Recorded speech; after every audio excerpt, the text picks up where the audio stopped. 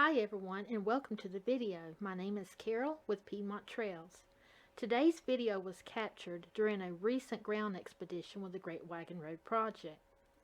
I made a quick stop in Davidson County, North Carolina so that I could visit a very special cemetery. Abbotts Creek Primitive Baptist Church was established in 1756. And the church site and the cemetery are named on the United States National Register of Historic Places. Let's watch the footage and then I'll return and rejoin you to discuss more about the history of the area and the people who are buried here. I'm here today at Abbotts Creek Primitive Baptist Church, and here you can see there's a statue in memory of the unknown. This church was established in 1756 and it was one of the earliest Baptist churches in Davidson County. I have a lot of family that is buried in this cemetery. Most of the families who arrived in this area arrived during the late 1740s and 1750 decade. They were Germans, Irish, that migrated down the Great Wagon Road in search of freedom, new opportunities.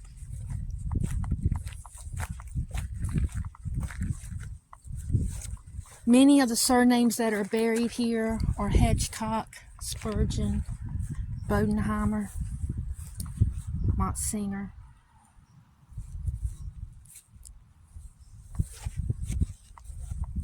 Abbotts Creek was one of the earliest churches in this area.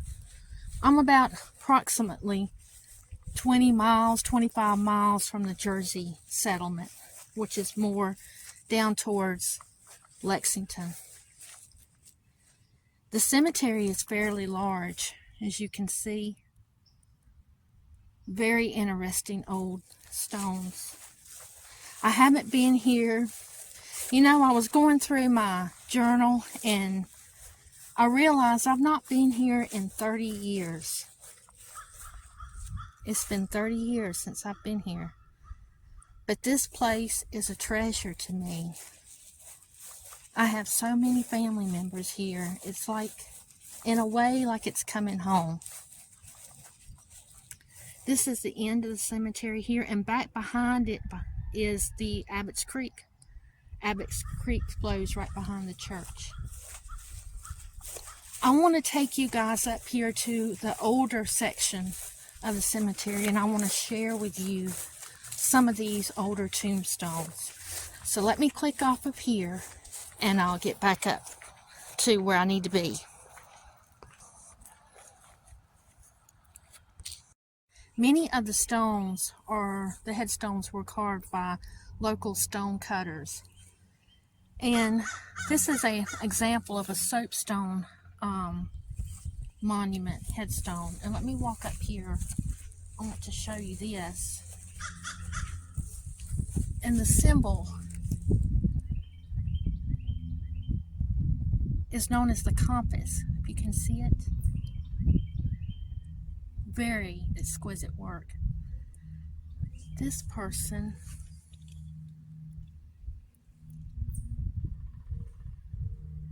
I'm sorry, I'm just trying to read it, and you guys can be able to read that.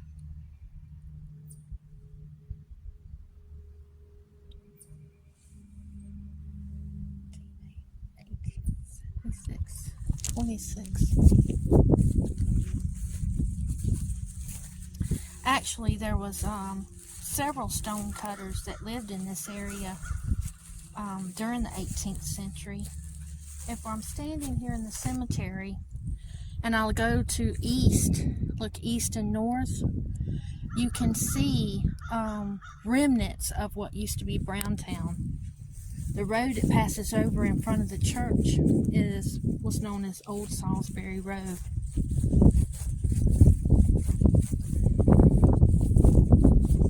We'll have more about Old Salisbury Road coming up really soon on the Great Wagon Road Project.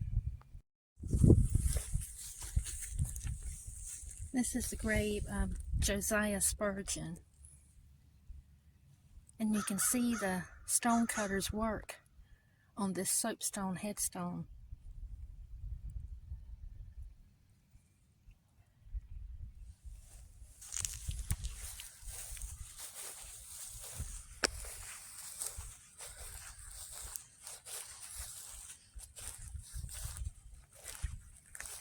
And this is another example.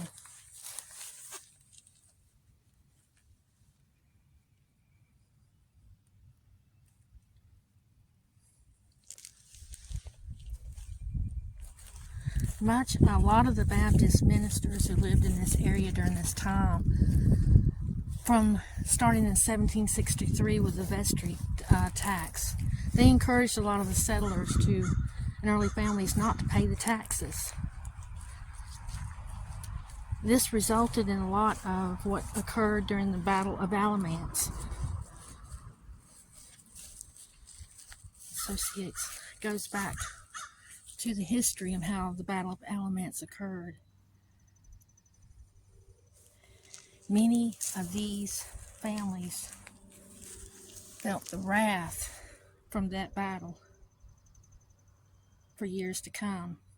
A lot of the family members left the area and traveled west and ended up in Washington County, Tennessee.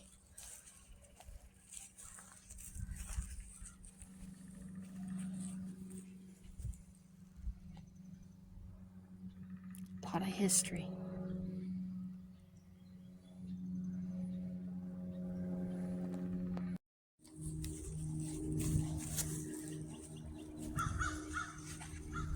This one is a soapstone, probably designed by one of the cabinet makers who lived in Browntown. This is a Bodenheimer, Esther Bodenheimer, who passed away in 1856. You can see the exquisite work.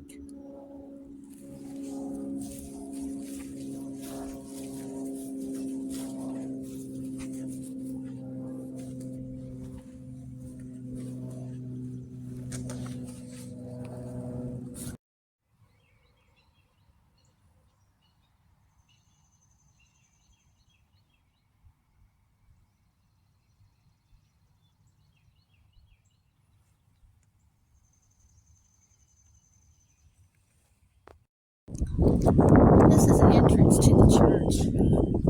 I wanted to give you guys an idea about how the roads were back then. So what I'm doing is I'm walking up here to the corner lot of the church itself. And I want to give you a demonstration of how the roads really changed through the years. The road passing in front of the church is part of the old Salisbury Road. And how that road went, it didn't curve like this. I'm going to show it to you. Instead, the road bared right in front of that cemetery across the street. The original road. See where the curve sign is? The original road went straight, right near that curve sign. And it headed in that direction to Browntown. The church was actually a quarter of a mile from the center of Browntown. The plank road that bypassed Browntown was located about a mile behind the church.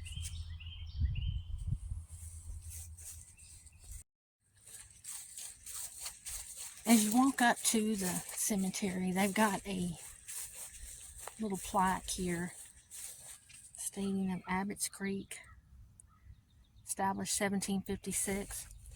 I want to give you an overall view because I've already got a complete survey of this cemetery that I took 30 years ago of each and every person that's buried here. I brought my kids here when they were growing up, and they helped me fill up a whole notebook. We spent 2 days out here taking us a whole inventory. Everybody's name, birth and death dates, and any descriptions that was written on the headstones. But I just want to give you a view of just how beautiful this cemetery is and how much history it holds. And then when I get back to the attic, I'll share with you more about the surnames and the actual people who are buried here. Until then, enjoy your journey to the past. And God bless. What an amazing place. I have deep roots here in this particular area. Now, if you're not familiar with the location, Abbotts Creek Primitive Baptist Church is located between Abbotts Creek and Abbotts Creek Church Road, located in the northeastern section of Davidson County. During the colonial period, two main roads intersected about approximately a quarter of a mile north of the present church site. This actual location of these intersection of two roads pinpoint the exact location of a small town which was incorporated during the year of 1842 and named as Browntown. Let's first get into the headstones and let's talk more about their characteristics and who made them, and then we'll get into the history of the actual church. The symbol that you saw the most of was known as the Philpot, or the cross. The other symbols were the heart and a flower. The flower was known to be a tulip. Most of these were prevalent on the Bodenheimer graves. During present day, over 450 graves are documented for the Abbotts Creek Primitive Baptist Church Cemetery. The oldest one of these date to 1788. It belongs to John Christian Bodenheimer. However, this is part of a huge family memorial. It's a large headstone that has several family members of the Bodenheimer family inscribed on it. So what this means is that the actual grave site for John Christian Bodenheimer, who died in 1788, is not known. The oldest readable stone in the cemetery belongs to William Ledford, who died in 1798. His stone is made of soapstone, but it's hand-scribed with his name, his birth year, and his death year, 1798. A lot of the stones that were original to the cemetery are no longer present today, and that needs to be noted. The church dates to 1756, and we find no graves that date older than 1798. The church has a long history. Prior to 1756, Abbotts Creek had already became a meeting place to worship. A Welsh young man traveled from South Carolina by the name of James Younger, who congregated and to form an assembly of a place to worship along Abbotts Creek in the same vicinity of where the present-day church is. The exact date of when Mr. Younger arrived with his new bride, who belonged to the Evans family, they all traveled together from South Carolina into this area, dates to approximately 1751, 1752, could be 1753. Now, Abbotts Creek becomes part of the Sandy Creek Church in a couple of years prior to 1756. And Abbotts Creek becomes its own church in 1756. A lot of families are moving in this area through the way of the Great Wagon Road and other various main colonial routes. They are settling along the major waterways of the Deep River, the Yadkin River, Abbotts Creek, and all the little smaller waterways in the area. Many people may have questions about the soapstone and how difficult it would have been to carve these stones. It would not have been that difficult. Soapstones are fairly easy to chip away at or to style. No special tools are exactly needed. Just if a person had access to woodworking tools of the day, they would have been able to carve these stones. But it does take craftsmanship to design and make the stones smooth and curve them out to where they look as beautiful as some of these stones are. this is so much history with Abbotts Creek Church, dating before the Cherokee attacks that were prevalent during 1759 and 1760. Many of the people who were living in this area left because of that. So you can see that the church would have suffered somewhat during those years. But I think what really caused the church to suffer in the early years would have been during the time of the Battle of Alamance in 1771.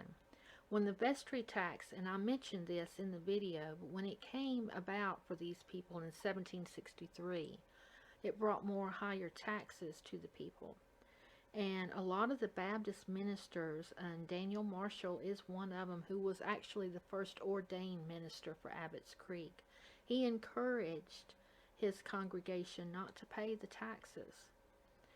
A lot of the members who were members of the Abbotts Creek Church were also participants during the Battle of Alamance. After the battle had occurred, Governor Tryon always he sent Hugh Waddell's troops through the area. They confiscated cattle, flour, crops. They also acquired church memberships to certain particular churches. They destroyed their records. Some buildings were burned. They wreaked havoc on the communities for months and a year after the Battle of Alamance had occurred. Many of these families left the area completely. Many of the families lost their home, they lost their belongings, many of them lost their livestock, and they left the area. A great many of the people stayed and survived. But I think this needs to be remembered with Abbotts Creek as part of their history, because they did have many participants who, many members who participated in with the Battle of Alamance. After that, it seems that the church has a lost history period during this time. Until the latter part of going into after the American Revolutionary War and then entering into the 1790 decade. Then, at that time, once again it starts to appear more as far as records and documentation. The minutes of the church can be found dating to 1793, and also you can find memberships for the church at that time during that same time frame. Abbotts Creek became part of the Sandy Creek Baptist Association, and some earlier records can be found with the Sandy Creek Association. Not many, but there are some that are there. So when it comes to the earliest records of this area for that particular church, you only have the cemetery, but yet the cemetery doesn't have what we're looking for either. So do we believe, here's the main question, are there more graves at Abbotts Creek Primitive Baptist Church than are known today? My great-grandfather, whose family originally lived in the area, and he recited to my grandfather stories of how the church appeared while he was a child. He was born right during the Civil War. So it does stand to reason that the cemetery suffered a loss sometime after the Civil War, or could have been during the Civil War and then onward into before my great-great-grandfather moved away and moved to another area. There are also other documentations of personal letters that describe the cemetery of people who are buried there, but we cannot find their stones. So that stands to reason, too, that there are more graves there that are noted or documented as of today. Who were the people who actually carved the stones, the soapstones? Well, most people and most historians in the local immediate area give credit to Joseph Clodfelter. And I believe that he did indeed carve a great many of the stones after the 19th century. However, there are other churches in the area who have these decorative headstones in their cemetery that dates prior to the 19th century. And there are many cabinet makers who live in this immediate area. Many of them started a very profitable cabinet school, Swicegood Cabinet School in Browntown years later, after 1842. So there is a lot more history, and we will dig into that soon, and we'll have more about the Abbotts Creek Primitive Baptist Church Cemetery and the other Baptist churches that were in this immediate area. This was known during 1771 as the hotbed, the trouble spot out of all of the areas that led up to the events leading to the Battle of Alamance in 1771. Thank you so much for joining me today for this journey to the past. So enjoy every day to your journey to the past, and best wishes, and God bless.